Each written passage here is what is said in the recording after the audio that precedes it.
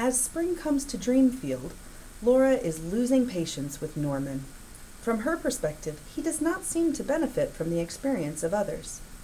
The superintendent, on the other hand, is weighing Norman's ideas carefully, wondering how he can use Norman's strengths and passion.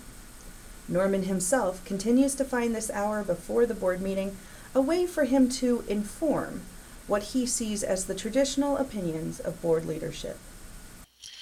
Guys, notice I was the first one here tonight. I am very excited about this legislative report that the IASB put out. I think there is some great lobbying that we can do here in Dreamfield. Well, once again, Norman, I have to tell you, you haven't been here long enough to understand how this really works. We have tried talking to the legislators. Believe me, we've done everything we can do, but all they're going to do is vote along party lines, and there is nothing much that we can do or say to make a difference. We just leave the reading of those IASB reports to the legislative rep on the board. Wanda really gets into that anyway. I think she wants to be Senator Wanda one day. Yeah, Wanda talks a lot about the issues, but it doesn't seem like we ever do anything about them. Well, what would you like us to do about it? No one knows better than I do how much impact the Iowa legislature decisions have on our work here in the district. I appreciate your enthusiasm, Norman. As Laura says, what would you have us do? Well, I was thinking that we could develop some common talking points and data, and then each of us agree to make some phone calls. I mean, I know one of the brothers of one of the legislators pretty well, and I think maybe I could get him to call with me. Let me tell you just how hard this is, Norman. When we started moving forward on the technology that you are so fond of, you can't believe the number of ways we were restricted by the legislature in terms of timing and teacher training and funding. You name it, believe me.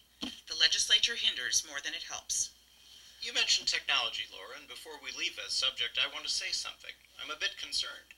It's more than halfway through the school year, and yet I'm still not clear what the board's expectations are in regard to the technology effort.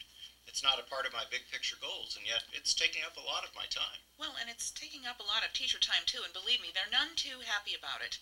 There are a lot of users of technology that are embracing it enthusiastically, but believe me, there are a lot of them that are pretty reluctant about it too. And on top of all that, the principals vary greatly in what they expect from teachers in this area, and, well, it just seems to me that the teachers are already working so hard, and it seems that this just puts more pressure on them. More pressure? Are you kidding me? More help is what we're offering them. We really are seeing progress in regard to the technology effort and the way it's being applied. Teacher leaders are emerging. Many of them are receptive to the technology and how it's being used in the classroom. Like just the other day, I saw Mrs. Teacher in her art class using the new Spiffy program. It was fantastic.